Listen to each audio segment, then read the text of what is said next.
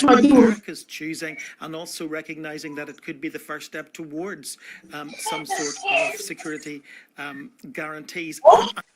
And actually setting out the terms of a potential ceasefire in due course. We've never heard that from him before. We are now hearing the possibility, in fact Reuters are reporting that the US and Ukraine could be planning to sign the minerals deal as early as this evening, because President Trump will be able to announce that when he addresses Congress. And there we have it really. Donald Trump is always the showman. News going on around him, whether it's tariffs or whether it's the business with Ukraine. But he's the man at the centre, and he wants to step onto the platform tonight at this joint session of Congress, effectively the equivalent of the State of the Union address, only in an election year, and tell people, I'm Donald Trump, the deal maker. And I think we're going to hear a lot of that this evening.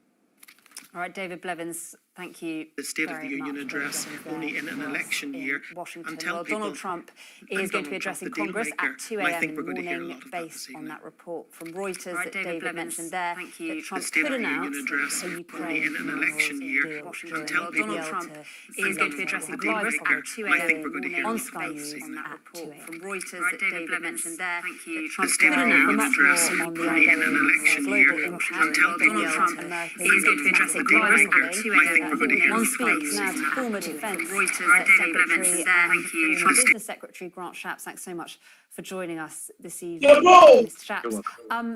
I don't think we've spoken to you since, things have obviously moved incredibly quickly the last few days. I'd be interested first just to get your reaction to obviously that row between President Zelensky and Trump on Friday and what we've seen from Keir Starmer. So obviously that was pretty regrettable. To say the least. It was pretty disgraceful, to put it more directly. I don't think we expect to see democratic countries beaten up in that way by a country that is, prides itself on being the home of the free. And the problem is, Western leaders like Sir Keir Starmer don't really have much of a choice here, and I want to say actually I think he's doing a decent job of this in difficult circumstances, but to sort of the Trump game, and I can say it honestly, which is that I'm sickened by seeing a US presidency king the dictator and laughing up Democrats, and that's not something that I think is very becoming for the US. I think it's actually a very sad moment, but our leaders can't be even clear about that. They can't say it because of the way that Trump behaved. We saw Putin being bullied in the Oval Office. Let's just say it absolutely outright. That is what happened, and the entire, the invader being must have loved it, and Putin must have been sitting in the Kremlin watching that and cheering. And that's quite surprising in the United States of America and quite depressing. But it massively goes to the thing that many of us have been saying all along. I made a speech about it at the beginning of last year. Europe needs to stand on its own 2 feet. And if there is blame to apportion here, it goes to those of us in Europe, first of all, for underspending for all of these years on our defence. I'm going to come on to spending in a minute, but you talked there about President Zelensky being bullied. Do you think we should see some tougher language from Keir Starmer calling out Donald Trump? So I completely understand the position that Keir Starmer is in.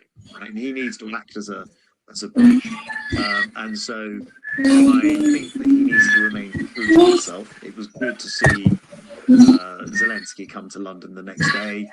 If you think about those pictures, Starmer could have not greeted him in the street in Downing Street, he didn't do any of those things. I thought that was very good and absolutely the right way to approach this. You've got to be honest in yourself.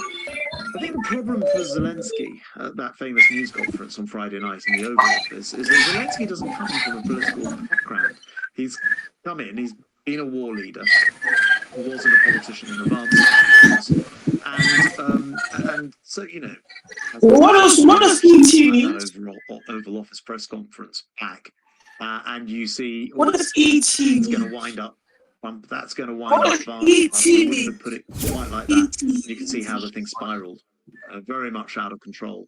But Zelensky is authentic. His guy is. I said, what does been running the country 18 at means? war for 3 years. Let's be completely blunt about it. It is depressing to see the United States of America, the home of the free, king the dictator of the Kremlin, and pushing up the entirely innocent party had their country invaded. Why did you like using another screen? When they actually end up, I hope, with some of the right results we've seen. Goodness. That's all very welcome as well. You know, it shouldn't be the case that democracies fail to stand up for each other, because when you do that, eventually there's no one to stand up for you, and that is the danger to this. I want to ask you a bit about the clarity of messaging in your own party today, because the new Shadow Defence Secretary, or newish Shadow Defence Secretary, has called out JD's comments about 20,000 troops from some random country. He said it was disrespectful to ignore such service and sacrifice. That's at odds with the message. I mean, is party alignment? Well, look, I don't have to carry any part line as to what I think. I think it is disrespectful. It is disrespectful. We are a country